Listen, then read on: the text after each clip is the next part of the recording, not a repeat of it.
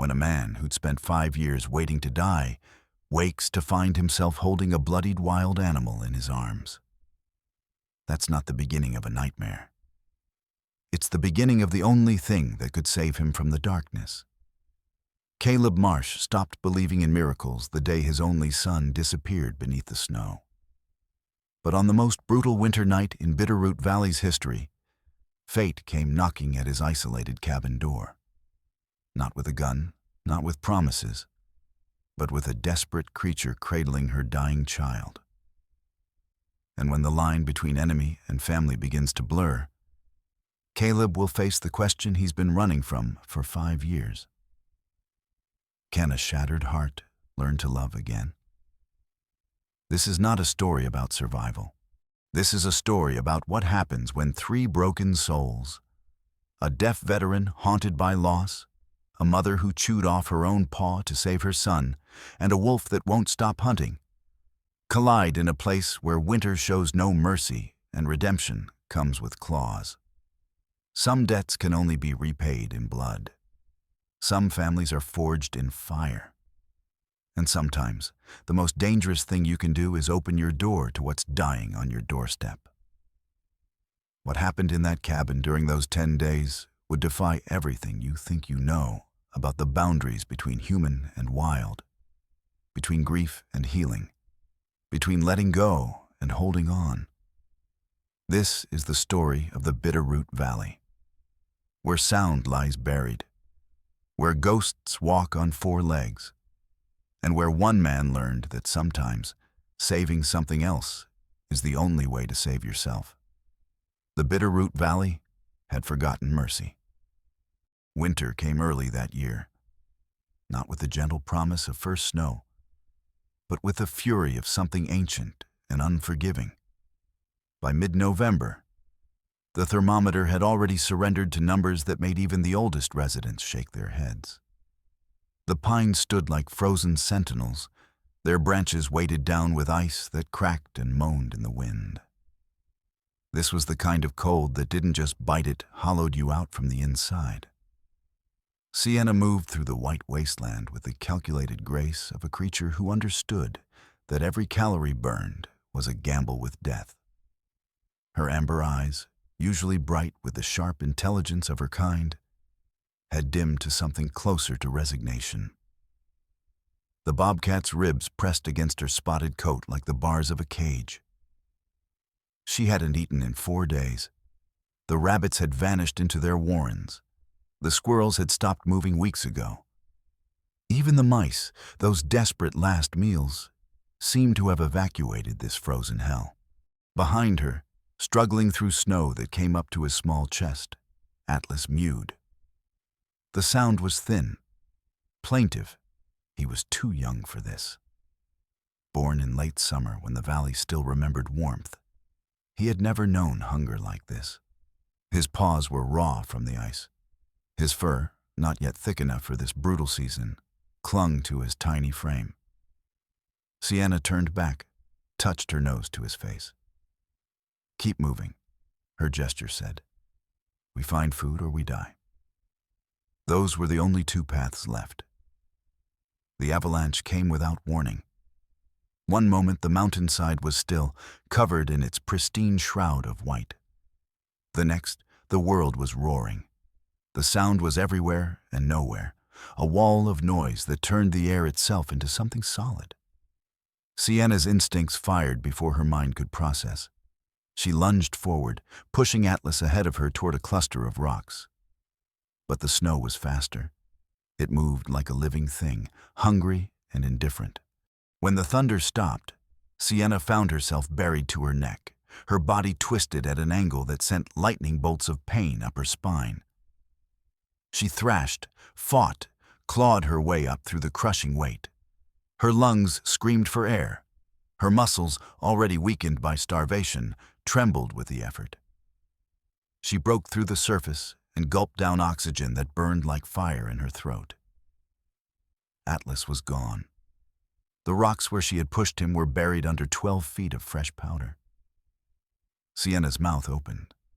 The cry that came out was something beyond language, beyond the simple communication of her species.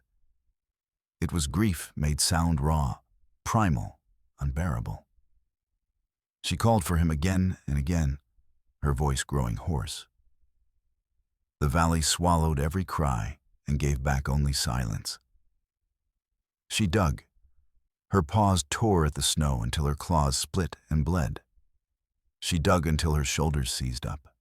She dug until the sun, that pale and useless disk, began its descent behind the mountains. The snow kept falling, soft and relentless, filling in every hole she made. It was like trying to fight water. The mountain had taken her son, and it would not give him back. Night came fast in the valley. The temperature plummeted further. Sienna stood over the burial ground of her son, her body shaking with more than just cold. Every muscle fiber in her being screamed at her to move, to hunt, to survive. But some part of her, the part that had carried Atlas inside her body, that had taught him to hunt, that had cleaned his face after his first kill, that part wanted to lie down in the snow and let the cold take her too. The wind picked up, carrying with it the scent of pine and ice and something else. Something that didn't belong in this frozen tomb. It was warm, alive. It smelled like smoke and wood and meat. Sienna's stomach clenched so hard it hurt. Her survival instincts, that ancient engine that had kept her species alive for millennia, roared back to life. She had to eat. She had to live. Not because she wanted to. Not because she believed Atlas was truly gone. But because her body demanded it. And the body always wins in the end. She cast one last look at the snow-covered rocks. The wind had already erased her paw prints. In a few hours, there would be no evidence that she had been here at all. That Atlas had been here at all. The valley would keep its secret, adding one more small tragedy to the countless others it had witnessed over the centuries. Sienna turned away. Each step felt like betrayal. But she took them anyway. The smell of smoke grew stronger. Somewhere in this white hell, there was warmth. There was food. There was a chance. Sienna began to run, her wounded paws leaving dark spots in the snow. She ran not toward hope, but away from the unbearable alternative of staying still. Behind her, the wind continued its work, erasing her trail, burying her grief under fresh powder. The valley had no use for tears.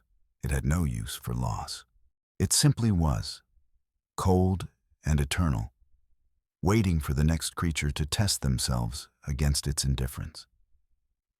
Sienna ran until her vision blurred. She ran until she could no longer tell if the moisture on her face was melted snow or something else. She ran because running was all she had left. Dawn broke over the valley like a wound reopening. The sky bled pink and orange across the horizon, but the light brought no warmth.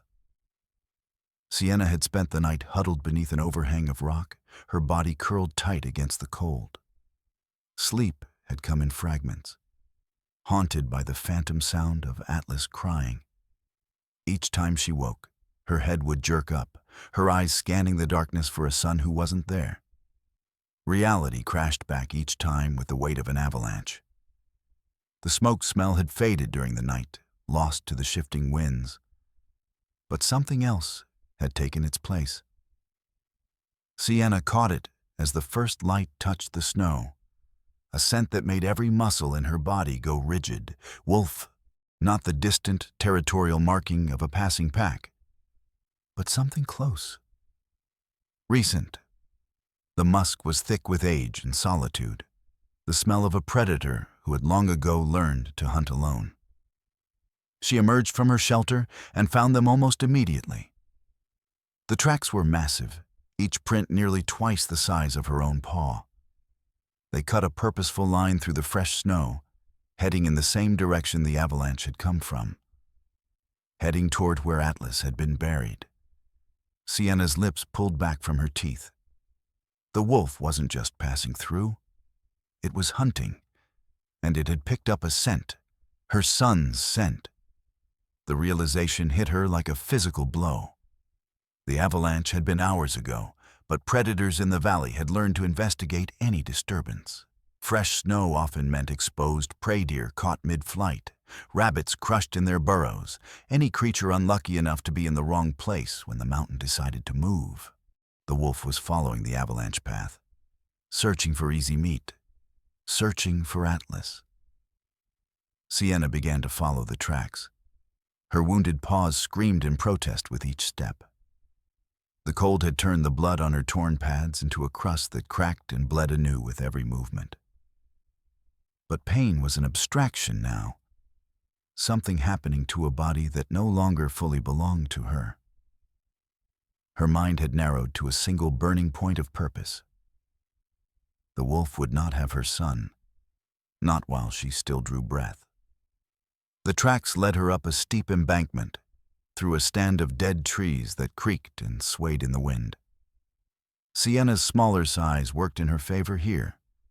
She could slip through gaps that would force the larger predator to go around. She was gaining ground. The tracks were getting fresher. She could smell the wolf now, a thick and acrid odor that spoke of old kills and older hunger. Then she saw it. A gray shape moving through the trees ahead, massive and methodical. The wolf was enormous, its winter coat making it look even larger. But there was something off in the way it moved, a slight hitch in its rear leg, the careful placement of each step. This was an old hunter, one who had survived long enough to know his body's limitations. The gray ghost, the locals would have called it, if any locals still came this far into the high country. A legend made flesh, still hunting long past the age when most of his kind would have fallen to younger challengers or simple time. Sienna picked up her pace, her heart hammering against her ribs. She had to reach the avalanche site first, had to know for certain. The wolf's head swung in her direction, but it didn't stop. It had caught her scent, assessed her as no immediate threat, and dismissed her. That dismissal stung worse than the cold. She was starving, injured, half her normal size. To the wolf, she was nothing. Not prey, not competitor, simply irrelevant. The terrain opened up ahead, and Sienna saw the avalanche field spread out below. The wolf was descending toward it, nose to the ground. And that's when her paw found the trap. It happened so fast her brain couldn't process it. One moment she was running. The next, there was a sound like a bone breaking. And then pain beyond anything she had ever known. The rusted iron jaws had clamped shut just above her right front paw, the teeth sinking deep into flesh and tendon. Her scream echoed across the valley. The wolf's head snapped up, its yellow eyes finding her immediately. For a moment, they simply looked at each other. Predator and predator. The wolf's ears came forward, its posture shifting from hunter to opportunist. Here was a meal that couldn't run. The math was simple. It changed direction, beginning to climb back toward where Sienna thrashed against the trap. Panic flooded her system, the kind of panic that turns rational creatures into mindless things. She pulled against the trap until her vision went white with agony. The chain attached to the jaws rattled against a bolt driven deep into frozen ground. This trap had been here for years, maybe decades, set by men who had long since left or died, but still claiming victims from beyond their graves. The rust had made the spring weak, but not weak enough. Not nearly weak enough. The wolf was getting closer. Sienna could hear its breathing now, see the vapor rising from its muzzle. It was in no hurry. Why would it be? She wasn't going anywhere. She looked down at her trapped paw, at the blood turning the snow crimson beneath her. The trap had missed the bone, but the teeth had gone through everything else. Muscle, tendon, nerves that were currently screaming their damage to every corner of her body. She had one option left, the option that every trapped animal eventually faces, the choice that separates those who survive from those who don't. Sienna bent her head down and bit into her own leg just above where the trap held her. The taste of her own blood filled her mouth. Her teeth found the torn tendon, the ripped muscle, and she bit down harder. Tears froze on her face. Her whole body shook with revulsion at what she was doing. But she bit deeper, severing what the trap had started to destroy. The wolf was 50 yards away now. 40. Her jaws worked with desperate speed, tearing through her own flesh with the efficiency born of absolute necessity. The paw came free. Sienna stumbled backward, blood pouring from the ruin of her leg. The wolf broke into a run. She turned and ran too, three-legged and lurching, leaving a trail of red behind her that painted a clear map for any predator to follow. But she was moving. She was free. And somewhere ahead, through the pain and the blood loss and the exhaustion that threatened to drag her down, there was still a chance. Still a reason to keep running. The gray ghost's howl rose behind her, frustrated and angry. The easy meal had escaped, but Sienna knew the truth. She hadn't escaped.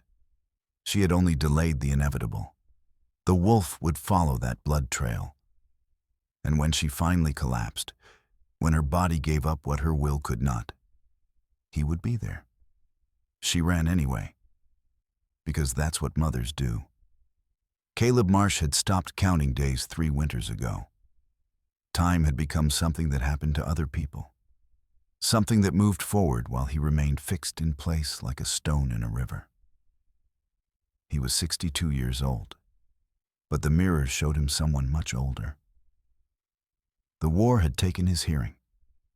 Afghanistan had taken pieces of his soul he couldn't name. But it was the accident that had taken everything else. His son David had been 23, a forestry student who loved these mountains the way some men love women. He'd gone out one February morning to check on a trail he'd been mapping, told his father he'd be back by dinner. The avalanche had caught him in a narrow pass. They'd found his body 3 days later. Caleb had been the one to identify him, to see what the mountain had done to his boy's face. That had been 5 years ago. Caleb had been waiting to die ever since. The cabin sat at the edge of a clearing, smoke rising from its chimney in a thin gray line. Caleb kept the fire going out of habit more than need. His body had stopped feeling cold the same way it had stopped feeling much of anything else. He moved through his routines like a ghost haunting his own life. Chop wood, melt snow for water, eat enough to keep the engine running, sleep when exhaustion demanded it, wake up and do it again. He hadn't spoken to another human being in 4 months. The few neighbors who'd tried to check on him had eventually given up. Caleb couldn't hear their knocking anyway, and he'd learned to ignore the vibrations that signaled someone at his door. He had nothing to say to them, nothing to say to anyone. The world had become a silent film that he watched without interest, waiting for the credits to roll. That morning, he'd gone out to check his wood supply. The cold hit him like it always did, sharp and immediate. He pulled his coat tighter and began his walk to the shed. That's when he saw the tracks, fresh ones, crossing the clearing, too small for deer, wrong shape for fox. He followed them with his eyes to where they disappeared near the tree line. Something made him walk over. Maybe curiosity. Maybe the last dying ember of the man he used to be. The one who'd been trained to investigate anomalies. He found the object at the base of an old pine, half buried in snow that had drifted during the night. At first, he thought it was a rock. Then he saw the fur. Then he saw the shallow rise and fall of breathing so faint, it was almost invisible. Caleb dropped to his knees. The creature was tiny, curled into a ball so tight it looked like a single mass of frozen fur. A kitten of some kind. He brushed away the snow carefully, his calloused hands moving with a gentleness he'd forgotten he possessed. Not a kitten. A bobcat cub. Young enough that its spots were still pronounced, old enough that it should have been with its mother. Its eyes were closed. Its mouth was slightly open. Ice had formed on its whiskers. He picked it up without thinking. The cub weighed almost nothing, its body cold and stiff. Caleb held it against his chest and ran back to the cabin.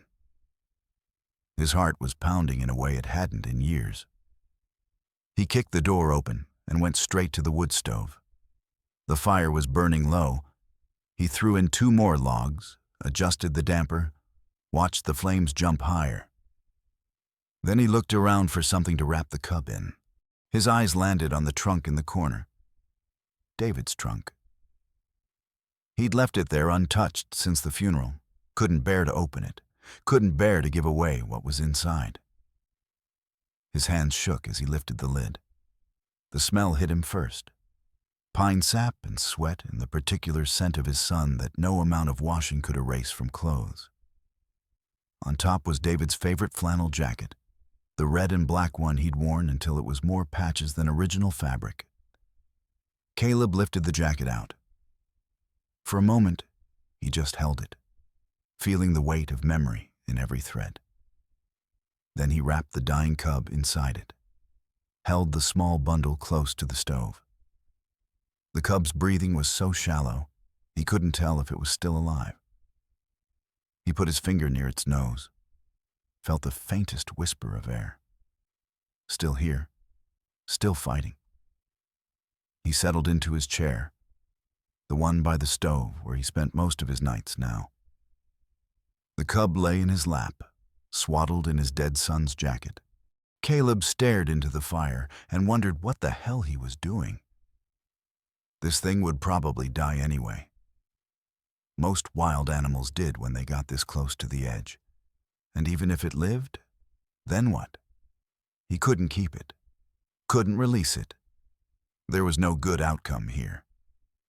But he kept holding it anyway. Kept the fire burning hot. Kept checking for that tiny flutter of breath that meant the cub was still with him. Outside, the wind picked up. Snow began to fall again, thick and heavy. The valley was disappearing under another layer of white. Caleb didn't know that miles away, a mother was running on 3 legs, leaving a trail of blood that was already freezing in her wake. Didn't know that death was following that trail with patient yellow eyes. Didn't know that before this was over, he would have to remember what it meant to fight, to protect, to care whether he lived or died. All he knew was that something warm and alive was in his hands. And for the first time in 5 years, Caleb Marsh felt something other than the vast emptiness that had taken up residence in his chest. He felt needed. Sienna had lost feeling in her ruined leg an hour ago. That should have been a relief, but it wasn't. The numbness meant her body was shutting down, prioritizing organs over extremities. It meant she was closer to the end than the beginning. But the smoke smell had grown stronger, and where there was smoke, there was warmth. Where there was warmth, there might be Atlas. The blizzard had reached its full fury. The wind didn't just blow, it attacked, tearing at her fur with frozen claws, driving snow into her eyes until she could barely see 3 feet ahead. She moved by instinct now, following that thread of wood smoke like a lifeline. Her vision kept narrowing to a tunnel, then snapping back. Blood loss and hypothermia fighting over which would kill her first. Then she saw it through the white chaos. A shape, solid and angular in a way that nature never made. A cabin. The smoke rose from its chimney, torn apart by the wind before it could rise more than a few feet. Light glowed in a window, warm and yellow. Sienna's legs trembled as she forced herself forward. Every step was a negotiation with a body that wanted to quit. She reached the window and pulled herself up on her hind legs, her remaining front paws scrabbling at the wooden sill. What she saw inside made her heart stop. A man sat in a chair by a stove, and in his lap, wrapped in red fabric, was Atlas.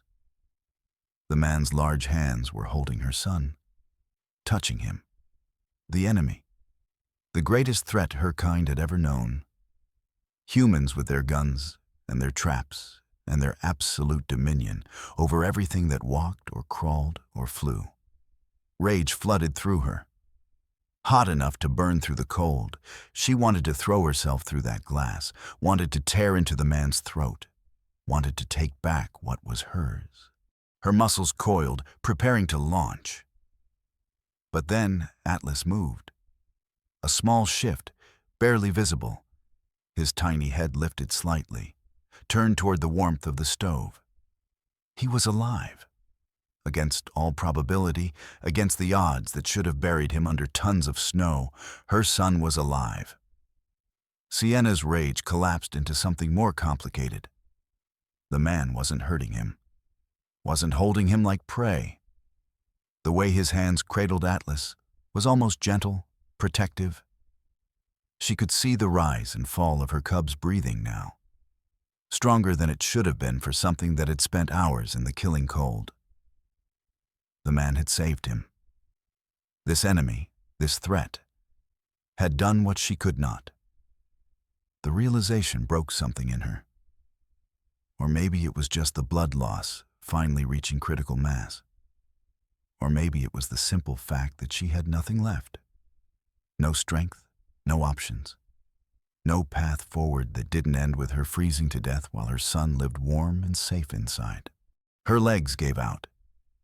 She slid down from the window and collapsed on the threshold, her body hitting the wooden planks with a sound she couldn't hear over the howling wind. The snow beneath her turned red. She tried to get up, managed to lift her head, then let it fall back down. Her amber eyes stayed open, fixed on that door. If the man came out with a gun, at least it would be fast. At least she would die knowing Atlas was warm, that he had a chance. The wind piled snow against her body.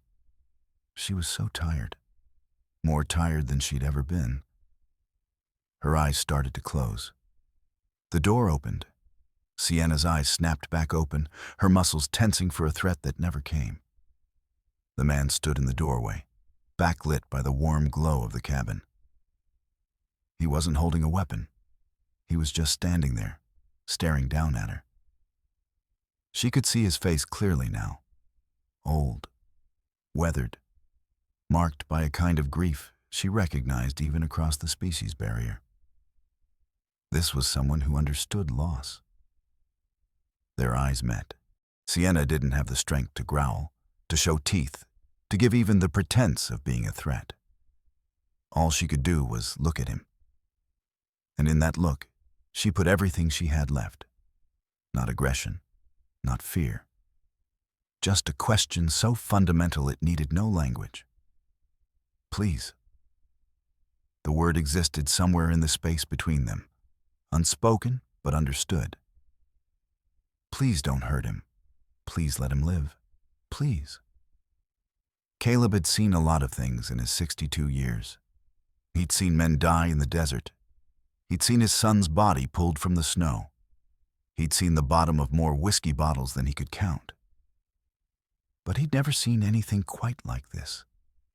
A bobcat, missing half a paw, lying in a pool of her own blood on his doorstep.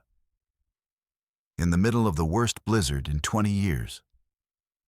Looking up at him with eyes that held more human emotion than most people he'd known. He understood immediately.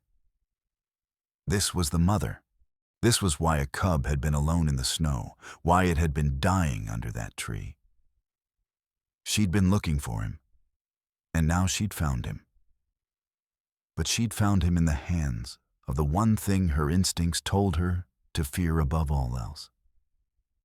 She should have been attacking. Should have been fighting to get to her baby. Instead, she was asking, begging. Caleb made a decision that defied every bit of common sense he had left. He stepped out into the blizzard, bent down, and lifted the bobcat in his arms. She was heavier than the cub, but still surprisingly light, her body all lean muscle and bone. She didn't fight, didn't struggle, just looked at him with those amber eyes that held the weight of the world. He carried her inside and kicked the door shut behind him. The wind howled its protest, but they were both inside now, both safe, for however long that could possibly last. Caleb laid Sienna on the floor near the wood stove, close enough to feel the heat but not so close she'd burn.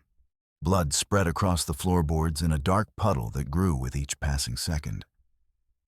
He'd seen enough combat wounds to know this was bad. The paw was gone, chewed off at an angle that spoke of desperation. The remaining stump was a mess of torn tissue and exposed bone. She'd bled out soon if he didn't do something. He moved fast, muscle memory taking over from a lifetime ago when he'd been a combat medic before the war turned him into something else. He grabbed towels from the kitchen, his old field kit from under the bed. The bobcat watched him with half-lidded eyes, her breathing shallow and rapid. Shock was setting in. That might actually help, might keep her calm while he worked. Caleb pressed a towel against the wound. Sienna's eyes went wide, her body going rigid. A low sound came from deep in her chest, something between a growl and a moan. But she didn't move, didn't strike, just endured. He wrapped the stump tight, layer after layer, until the bleeding slowed to a seep. It wasn't pretty, but it would keep her alive. For now. He sat back on his heels, exhausted from the adrenaline dump. The bobcat was watching him, her amber eyes tracking his every movement. There was intelligence there, awareness. She knew he'd just helped her, even if every instinct she had was screaming that he was the enemy. Caleb looked over at the chair where Atlas still slept, wrapped in David's jacket. The cub had barely moved in hours. Just a small ball of fur breathing steadily in the warmth. Night fell fast. The blizzard showed no signs of stopping.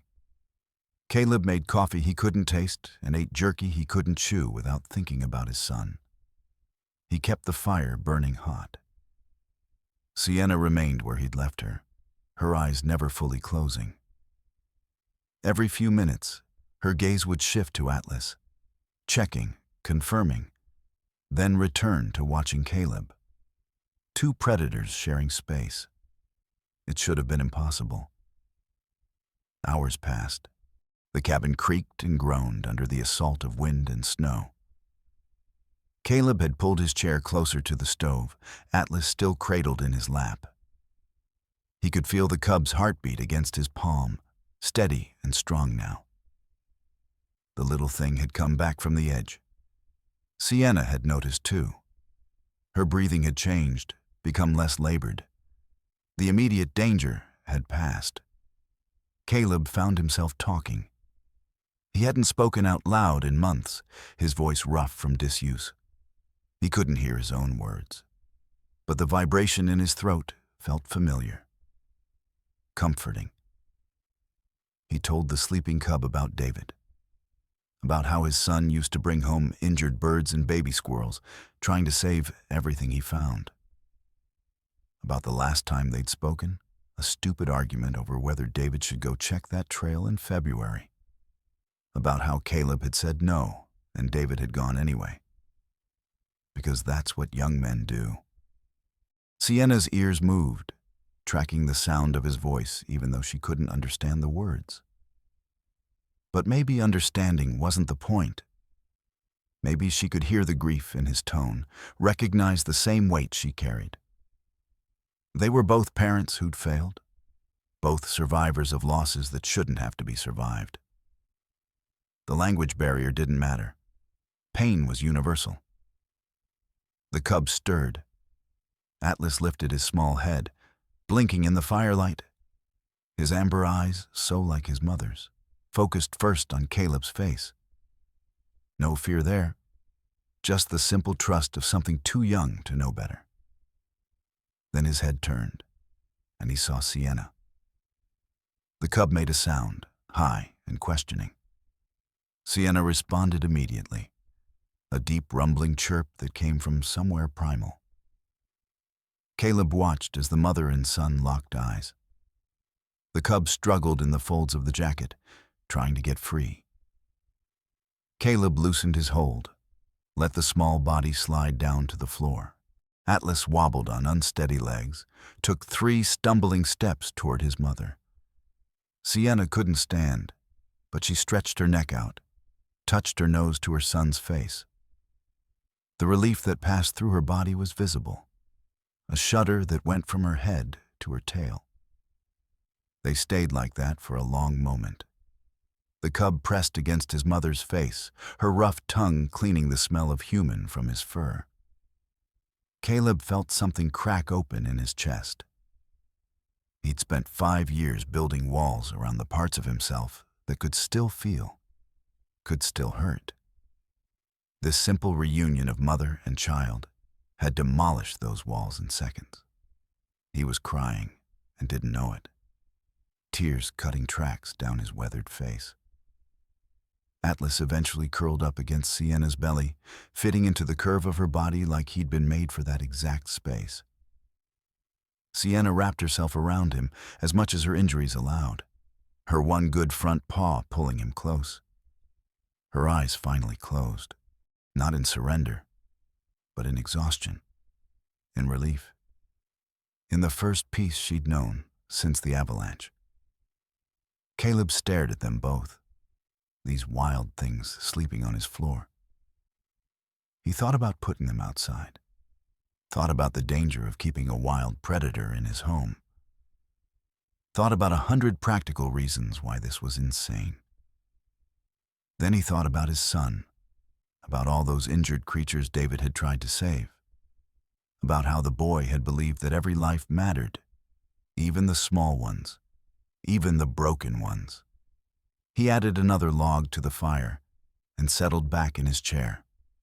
Outside, the valley continued its assault.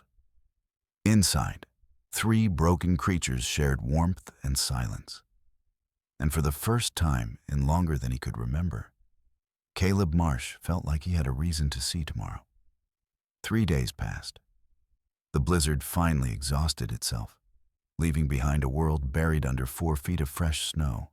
The silence that followed was absolute, the kind of quiet that made your ears ring. Caleb had settled into a strange routine with his unexpected house guests.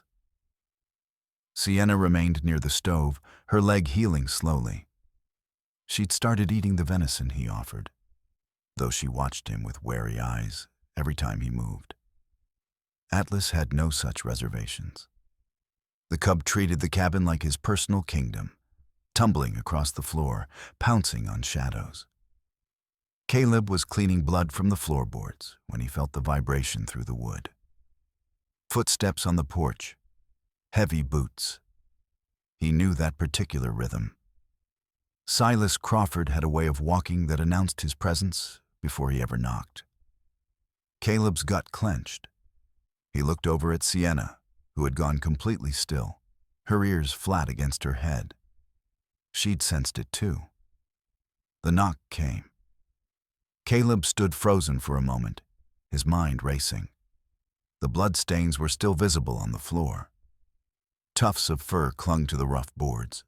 Atlas was currently batting at a piece of kindling in plain view. He moved fast, scooping up the cub and depositing him in David's old bedroom. He grabbed a blanket and threw it over Sienna. She hissed but didn't move. Smart cat. She understood danger when it came knocking. Caleb opened the door. Silas stood there, rifle slung over his shoulder, his face red from cold and wind. He was younger than Caleb by a decade, still strong in the way men are when they work with their hands. His lips moved. Caleb had gotten good at reading lips over the years, though he missed half of what people said. Something about checking in. Something about the wolf. Caleb stepped aside. Let him in. Bad idea, but refusing entry would raise more questions. Silas stomped snow from his boots and looked around the cabin with the practiced eye of someone who knew how to hunt. His gaze snagged on the blanket by the stove, on the dark stains spreading across the floorboards. His expression shifted, curiosity sharpening into suspicion. Silas's lips moved again, faster now. Caleb caught fragments. Blood. What happened? You hurt? Caleb shook his head, pointed to his leg, mimed an old injury acting up. Dropped a pot, cut himself cleaning it up. The lie felt clumsy, even to him. Silas didn't look convinced. He took a step toward the blanket. Caleb moved to block him, casual but deliberate. Offered coffee with a gesture, anything to redirect attention. Silas hesitated, then nodded. But his eyes kept drifting back to that blanket, to the fur stuck to the floorboards. Under the wool, Sienna was completely motionless. Caleb could only hope she stayed that way.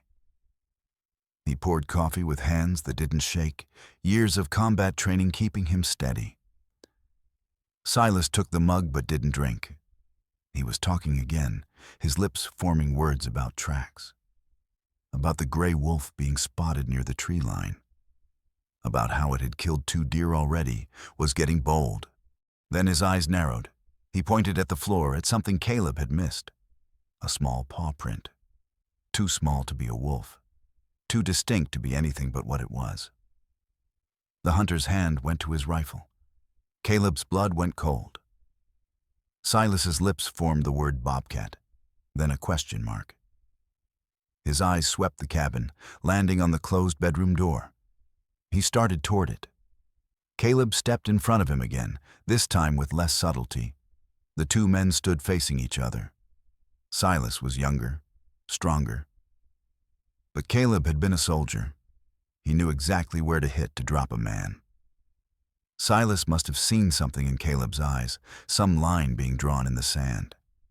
His hand dropped from the rifle. His lips moved slowly, deliberately. You keeping something dangerous in here? Caleb held his gaze and nodded once. Yes. Going to tell me what? Caleb shook his head. No. The silence stretched between them, heavy with unspoken threats. Then something shifted in Silas's face. Maybe he remembered the son who'd died. Maybe he recognized the look of a man who'd finally found something worth protecting. His shoulders dropped slightly. He set his coffee down, moved toward the door. Before leaving, he turned back. His lips formed words Caleb caught clearly. That wolf is still out there. You be careful. The door closed. Caleb watched through the window as Silas trudged back through the snow, glancing back once before disappearing into the tree line. Caleb's legs nearly gave out. He pulled the blanket off Sienna, who was already on her feet, hackles raised. She'd been ready to fight, to protect her son even with only 3 working legs. Caleb knew they'd bought time, nothing more. Silas would talk, word would spread, and eventually someone would come back with more than questions. But for now, they were safe. He opened the bedroom door. Atlas bounded out, oblivious to how close danger had come. Sienna limped over to her cub, touched her nose to his face. Life was a series of close calls. You survived them or you didn't. Today, they'd survived. The attack came on the 7th night. Caleb had finally allowed himself to sleep deeply, his body surrendering to exhaustion he'd been fighting for days. He didn't hear the scratching at the door, didn't feel the change in air pressure when something massive moved onto the porch, didn't sense the predator testing the barrier between outside and in. But Sienna did. She woke from a dreamless sleep to the scent that had haunted her since the avalanche. Wolf. The gray ghost had followed her blood trail through miles of wilderness, patient and methodical, waiting for the storm to pass. Now it had found what it had been tracking. The smell of prey. The smell of the easy meal that had escaped the trap. Her body went rigid. Atlas was curled against her belly, warm and safe. Across the room, Caleb slept in his chair, his head tilted back, his chest rising and falling with the slow rhythm of deep sleep. The cabin was dark except for the dying glow of embers in the wood stove. Sienna's ears swiveled, tracking sound. The wolf was circling the cabin, testing for weakness, looking for a way in. The door rattled, once, twice. Then something hit it with enough force to make the hinges groan. Sienna was on her feet before she could think, ignoring the screaming pain from her wounded leg. Atlas woke with a startled chirp. She pushed him with her nose toward the corner behind the stove. Hide. The command was instinctive, absolute. The cub obeyed, pressing himself into the shadows. The door exploded inward. Wood splintered. The bolt that Caleb had installed held, but the frame around it gave way. And then, the gray ghost was inside. It looked even larger in the confined space of the cabin, its winter coat thick and bristling. Yellow eyes found Sienna immediately. Recognition flashed between them. Prey and predator. Unfinished business. The wolf's lips pulled back, revealing teeth designed for crushing bone. It had expected the bobcat. What it hadn't expected was that she would stand her ground.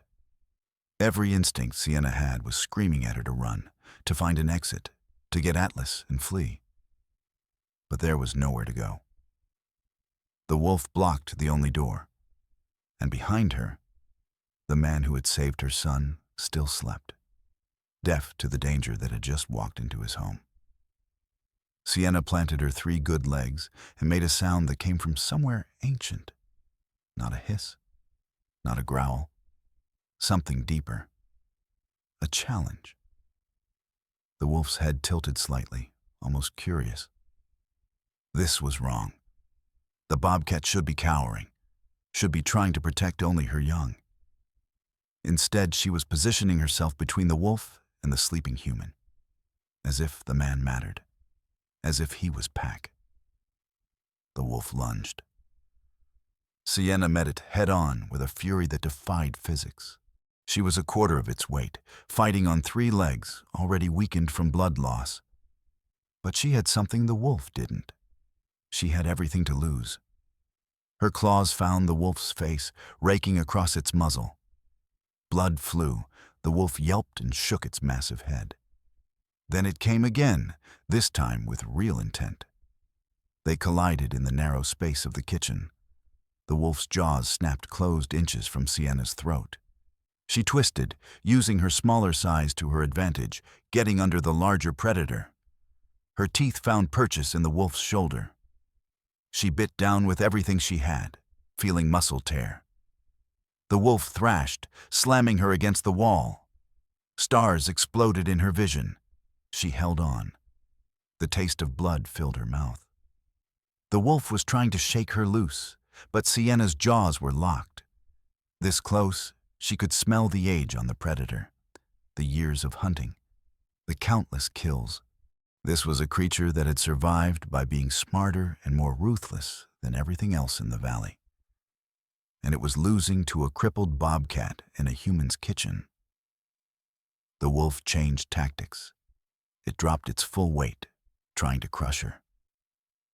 Sienna's wounded leg buckled. She lost her grip, sliding across the floor. The wolf was on her in an instant, teeth closing around her back leg.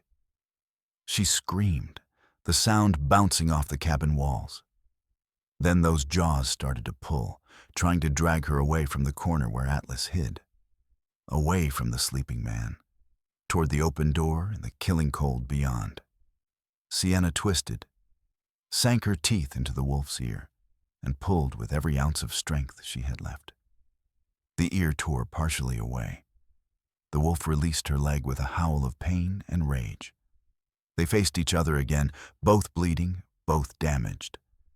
The wolf's yellow eyes held something new now. Respect.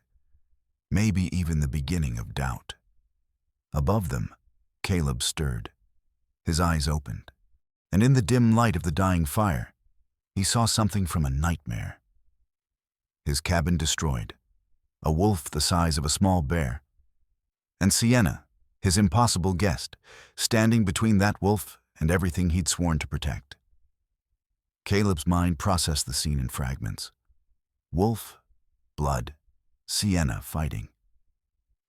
The analysis took less than a second. His body moved on instinct, older than thought, older than fear. He rolled out of the chair, his bad leg screaming protest.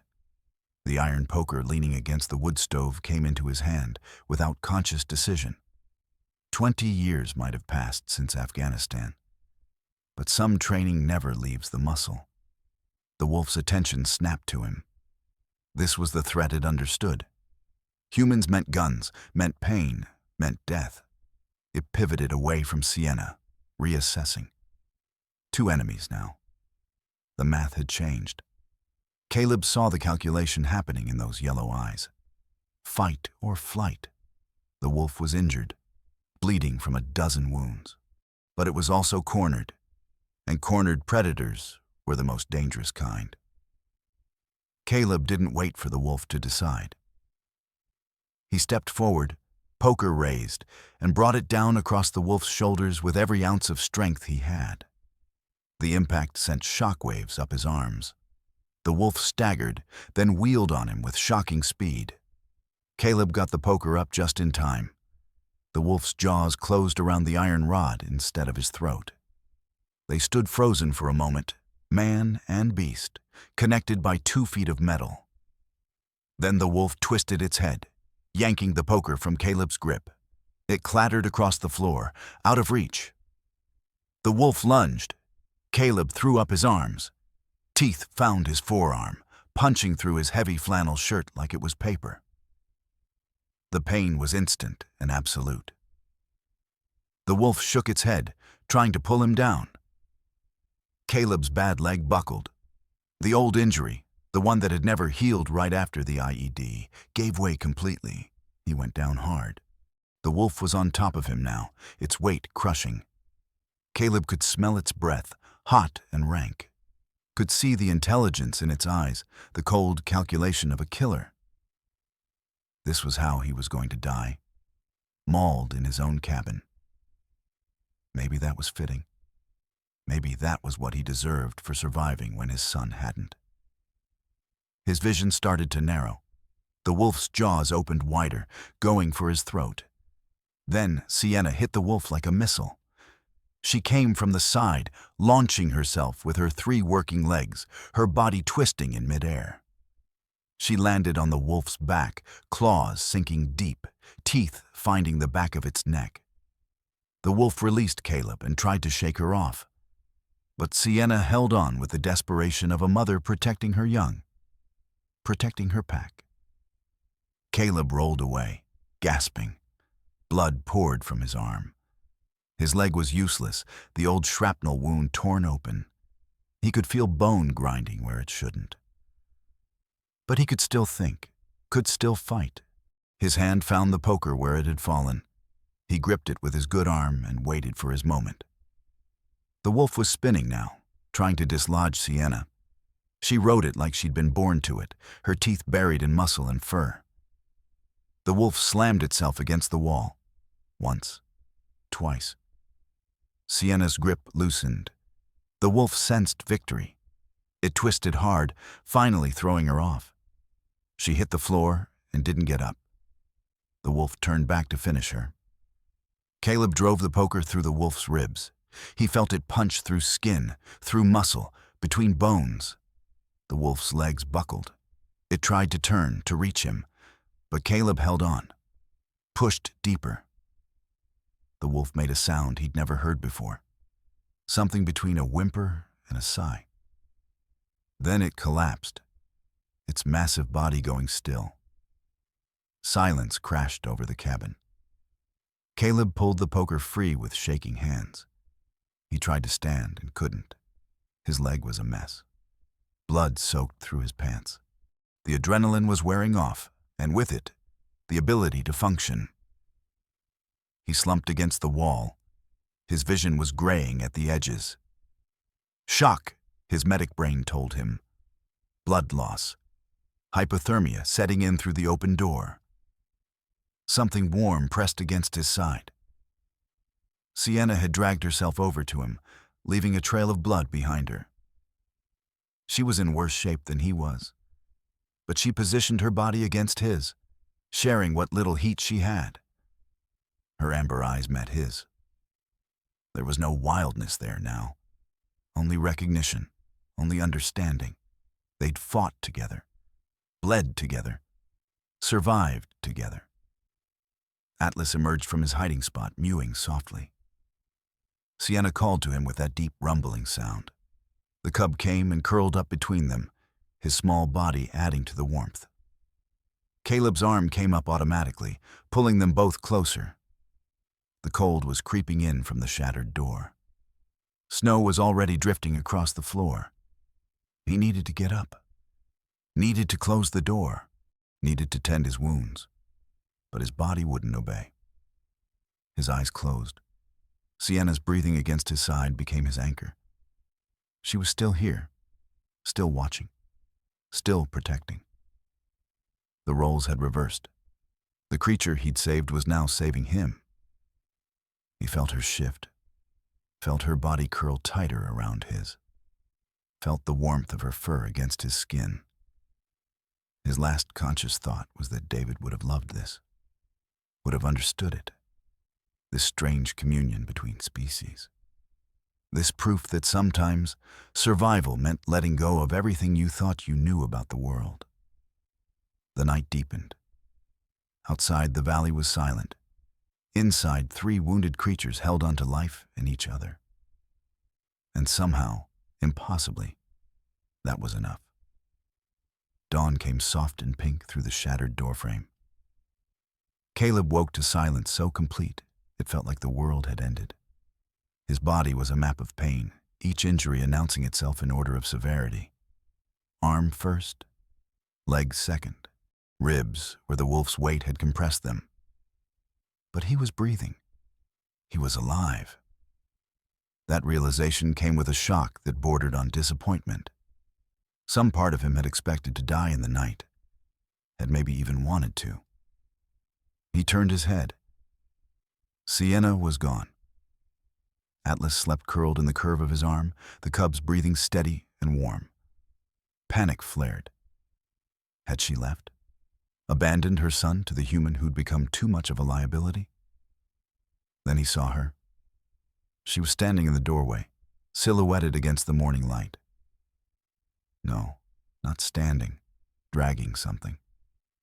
Caleb's eyes focused. The wolf. Sienna had the gray ghost by the scruff of its neck, pulling the massive body across the threshold with her teeth. She was using her 3 working legs, her movements slow and agonizing. The wolf must have weighed 3 times what she did. But she pulled, inch by inch, getting the dead predator out of the cabin, getting the threat away from the man and the cub. He watched her work, too stunned to move. She didn't stop until the wolf was 20 feet from the door, far enough that its scent wouldn't fill the cabin. Then she turned and limped back inside. Her breathing labored. Their eyes met. She'd spent what little strength she'd recovered doing this, protecting the space they shared, making it safe. Caleb felt something crack inside his chest. This broken creature had just done for him what he hadn't been able to do for himself in 5 years. She'd given him a reason, not to survive, but to actually live, to care about something beyond the next empty morning. He reached out with his good hand. Sienna moved closer, let him touch her head. Her fur was matted with blood and dirt. She was a mess. They both were. But they were here. He pulled himself up, every muscle screaming protest. Made it to his feet on the second try. The cabin was destroyed, blood everywhere. The door hanging by one hinge, but it was fixable. Everything was fixable, if you had a reason to fix it. He hobbled to the kitchen, found the last of his jerky in the tin on the counter. 4 pieces. He took 2, gave 2 to Sienna. She accepted them from his hand, without hesitation, chewed slowly. Atlas woke and bounded over, demanding his share. They split the last piece between them. The 3 of them sat there in the wreckage of the cabin, chewing dried meat as the sun climbed higher. No words, no sounds beyond breathings and the crackle of the fire Caleb had somehow managed to restart. But the understanding between them was absolute. They'd fought together. They'd saved each other. They'd become something that didn't have a name, not human and pet, not even allies, something deeper, something that existed in the space between species where only survival and sacrifice mattered. Caleb started cleaning. He couldn't do much with his injuries, but he could sweep up the broken wood, could stuff rags in the gaps around the door to keep the cold out. Sienna watched him work, her amber eyes tracking his movements. After an hour, she stood, tested her weight on her injured leg, took a step, then another. The limping was pronounced, would probably always be there. But she could move, could hunt eventually, could teach Atlas what he needed to know. Days passed. Caleb repaired the door, tended his wounds and hers. They fell into a rhythm that felt older than either of them. He'd wake to find Sienna already awake, standing guard. They'd share whatever food he had. She'd groom Atlas while Caleb worked on the cabin. In the evenings, they'd gather near the stove, the 3 of them creating a circle of warmth against the cold that pressed in from all sides. Caleb realized he was smiling one morning. Actually smiling.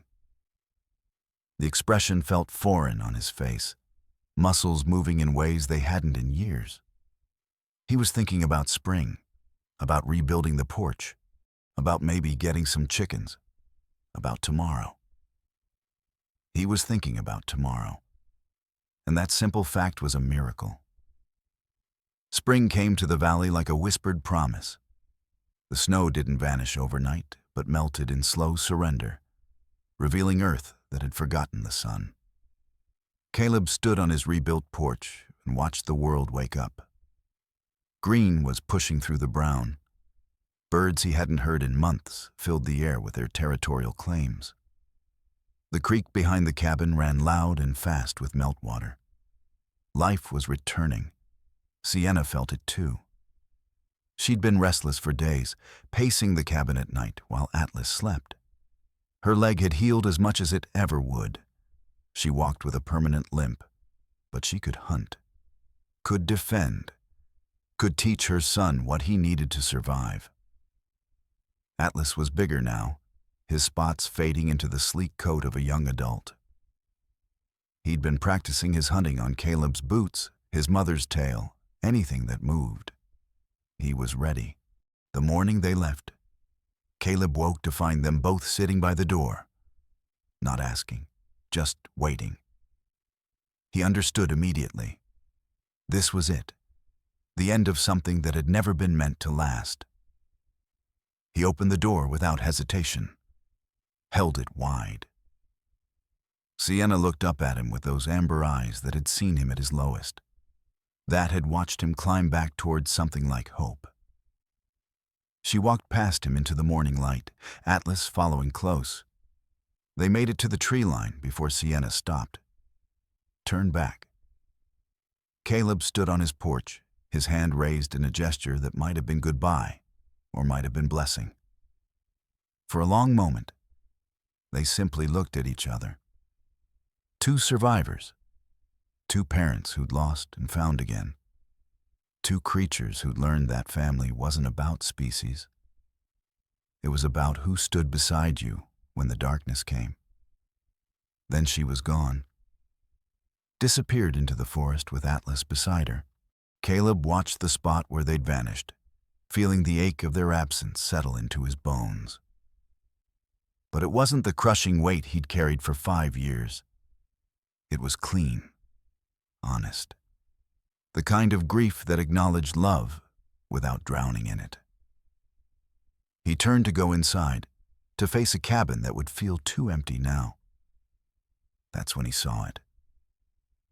At the base of the porch, in the spot where Sienna had spent hours resting during her recovery, something glinted in the morning sun. Caleb climbed down, his bad leg complaining but holding. He knelt. A small object was pressed into the earth, deliberately placed. He picked it up with shaking hands. David's compass. The one his son had carried on every hike, every trail, every adventure into these mountains. The one Caleb had assumed was buried forever under the avalanche that had taken his boy. The brass was tarnished, the glass cracked, but the needle still moved when he turned it. Still pointed north, still worked. Caleb's vision blurred. His hands closed around the compass so tightly it hurt. She'd found it. Somehow, in her journey through the valley, in her desperate search for Atlas, Sienna had found this, had carried it, had kept it safe. And in her final act before leaving, she'd given it back, given him back a piece of his son. He sat down right there in the dirt and let himself cry. Not the silent, choking sobs of the past 5 years. Real tears, clean tears, the kind that washed away the rust that had built up around his heart. He cried for David, for the years he'd wasted waiting to die, for Sienna and her sacrifice, for Atlas and his second chance, for all the broken things that somehow found ways to heal. When he finally stood, the sun was higher, warmer. The valley stretched out before him, green and gold and alive. He could hear the creek singing, could hear birds calling, could hear, in some way that transcended his damaged ears, the pulse of the world continuing. David's compass was warm in his palm. He tucked it into his shirt pocket, right over his heart. Caleb looked toward the tree line where Sienna and Atlas had disappeared. Somewhere out there, a mother was teaching her son to hunt, to survive, to trust his instincts, but also to know that sometimes the most dangerous thing in the world could become the safest. Somewhere out there, life was moving forward. And for the first time since the avalanche, Caleb wanted to move forward with it. He went inside to make coffee, to plan his day, to live. The cabin was quiet, but it wasn't empty. It held memories now. Good ones, strange ones, impossible ones. The Bitterroot Valley had taken his son, but it had also given him back something he'd thought was gone forever. Not David. Never David. But purpose, connection, proof that even in the deepest winter, spring was always waiting.